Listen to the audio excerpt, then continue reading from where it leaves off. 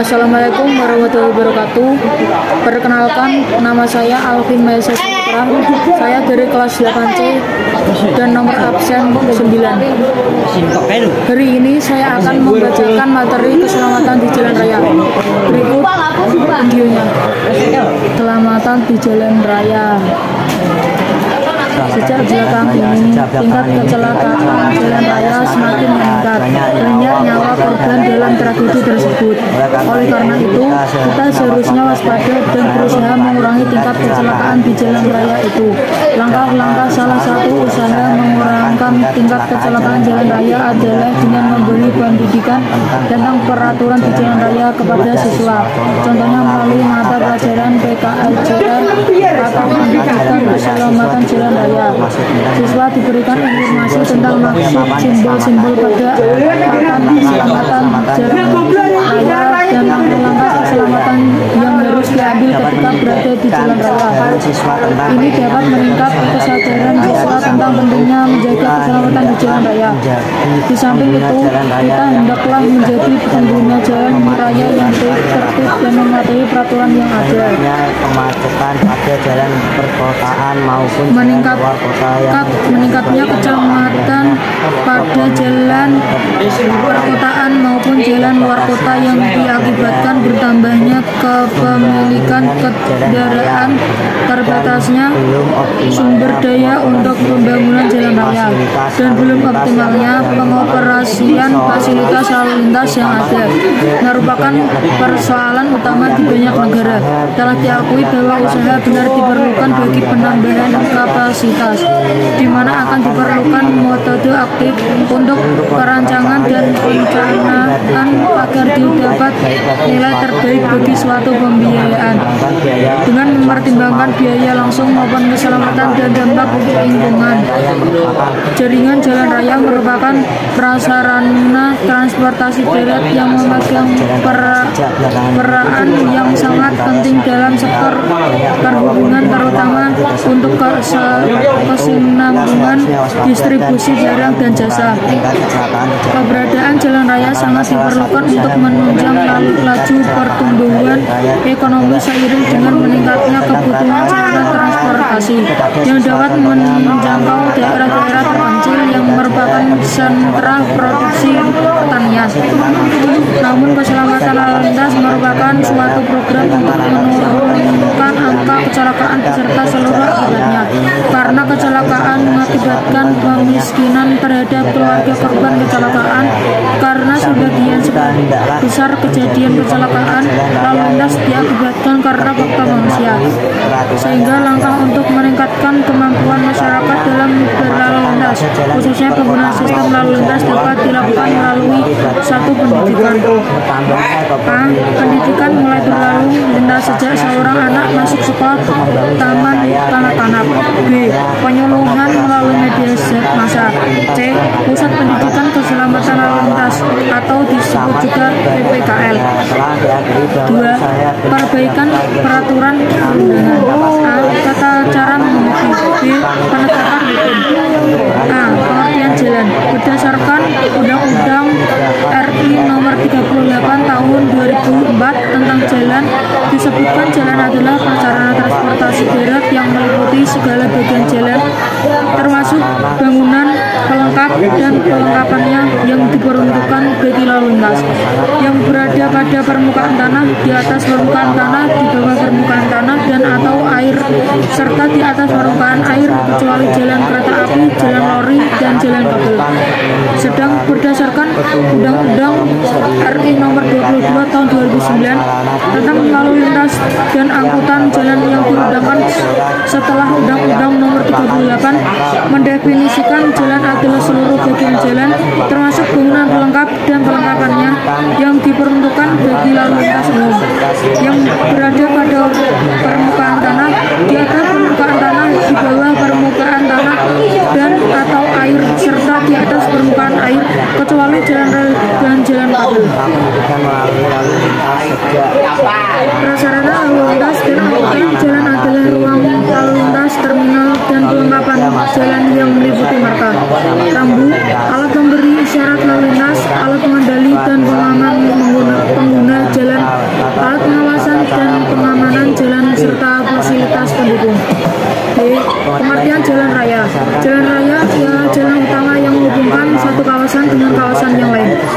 Biasanya jalan besar ini mempunyai ciri-ciri berikut.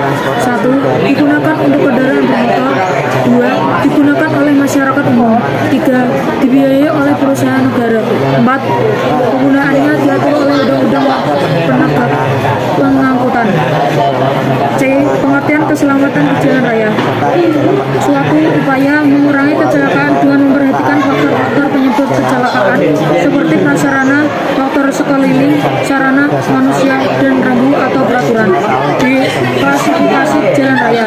Berdasarkan Undang-Undang Nomor 38, jalan dapat diklasifikasikan menjadi 2, yaitu jalan menurut fungsi, terdiri dari 1. Jalan arteri.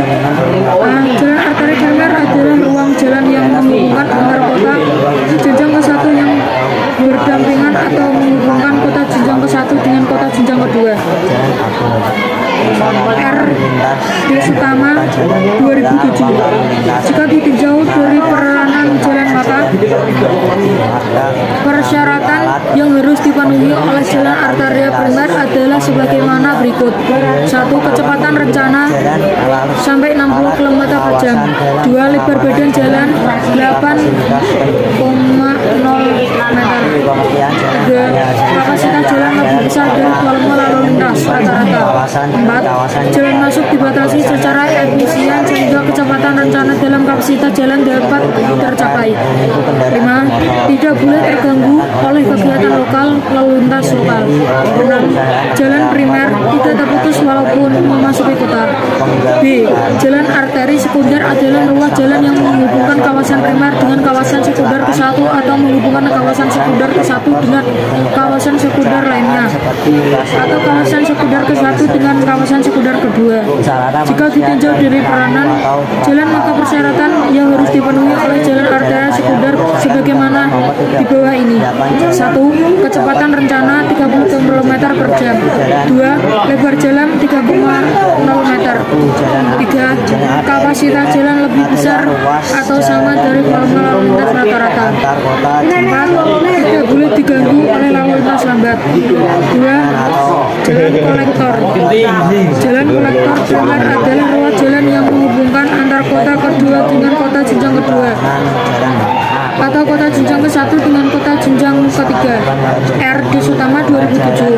Jika ditinjau dari peranan jalan maka persyaratan yang harus dipenuhi oleh jalan kolektor primer adalah seperti berikut. 1. Kecepatan rencana 40 km per jam. Lebar badan jalan 7,0 meter. Kapasitas jalan lebih besar atau sama dengan volume lalu lintas rata-rata. Jalan masuk dibatasi secara efisien sehingga kecepatan rencana dan kapasitas jalan tidak terganggu. Tidak boleh terganggu oleh kegiatan lokal lalu lintas lokal. 6. Jalan kolektor primer tidak terputus walaupun memasuki daerah kota.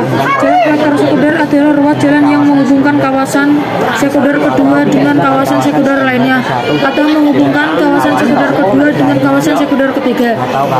Jika ditinjau dari peranan jalan maka persyaratan yang harus dipenuhi oleh jalanan kolektor sekunder adalah A. Kecepatan rencana 20 km per jam, dan B. Lebar jalan 7,0 meter. 3. Jalan lokal.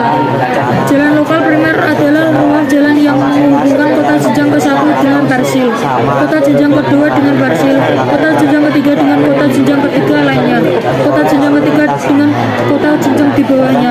R. D. Sutama 2007. Jika ditinjau dari peranan jalan maka persyaratan yang harus dipenuhi oleh jalan lokal primer sebagaimana berikut. A. Kecepatan rencana 20 km per jam. B. Lebar badan jalan 6,0 meter. C. Jalan lokal primer tidak terputus walaupun memasuki desa. Jalan lokal sekunder adalah ruas jalan yang menghubungkan kawasan sekunder ke-1 dengan perumahan, atau kawasan sekunder kedua dengan perumahan, atau kawasan sekunder ketiga dan seterusnya dengan perumahan. Jika ditinjau dari peranan jalan maka persyaratan yang harus dipenuhi oleh jalan lokal sekunder seperti di bawah ini. A.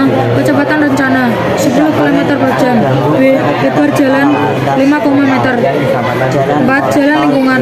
Jalan lingkungan adalah merupakan jalan umum yang berfungsi melayani anggota lingkungan dengan ciri-ciri seperti pada tabel 2.1 sebagai berikut. E. Jenis aktivitas di jalan raya. 1. Aktivitas pejalan kaki. Pejalan kaki adalah istilah dalam transportasi yang digunakan untuk menjelaskan orang yang berjalan di lintasan jalan kaki baik di pinggir jalan, trotoar, lintasan khusus bagi pejalan kaki ataupun menyeberang jalan. Untuk melindungi perjalanan kaki dalam berikut lintas. Pejalan kaki wajib berjalan pada bagian dalam dan menyeberang pada tempat penyeberangan telah disediakan pejalan kaki. Kewajiban pejalan kaki: 1. Berjalan pada bagian jalan yang diperuntukkan bagi pejalan kaki atau pada bagian jalan yang paling kiri apabila tidak dapat bagian jalan yang diperuntukkan bagi pejalan kaki. 2. Menggunakan bagian jalan yang paling kiri apabila membawa kereta dorong. 3. Menyeberang di tempat yang telah ditentukan. Dalam hal tidak terdapat tempat penyeberangan yang ditentukan, pejalan kaki dapat menyeberang di tempat yang dipilih dengan memperlihatkan keselamatan dan kelancaran lalu lintas. Rombongan pejalan kaki di bawah pemimpin seseorang harus mempergunakan lajur paling kiri menurut arah lalu lintas. Pejalan kaki yang merupakan penyandang cacat tunanetra wajib mempergunakan tanda-tanda khusus yang mudah dikenali oleh memakai jalan kain. B. Kawasan pejalan kaki. Kawasan pejalan kaki adalah kawasan yang khusus diperuntukkan bagi pejalan kaki.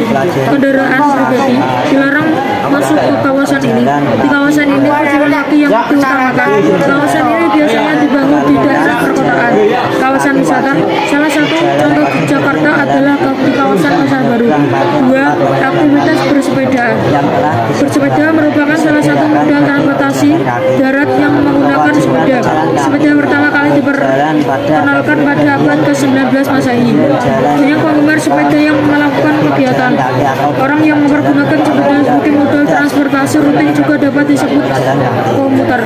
Penggunaan sepeda sebagai modal transportasi rutin tidak hanya dilakukan oleh pekerja yang bekerja di sektor non-formal, tetapi juga dilakukan oleh pekerja yang bekerja di sektor formal. Para pekerja di sektor formal yang menggunakan sepeda sebagai moda transportasi rutin ini sebagian besar tergabung dalam komunitas pekerja sepeda atau yang dikenal dengan nama Bike to Work Indonesia atau B2W Indonesia. Selain para pekerja, sepeda juga banyak digunakan oleh anak sekolah. Selain karena tidak membutuhkan biaya tambahan, bersepeda juga dapat dilakukan di jalan yang kurang bagus sekalipun. Bersepeda bagi anak sekolah juga dapat mengurangi biaya kecelakaan dalam. Berikut video keselamatan di jalan raya. Sekian dari saya. Wassalamualaikum warahmatullahi wabarakatuh.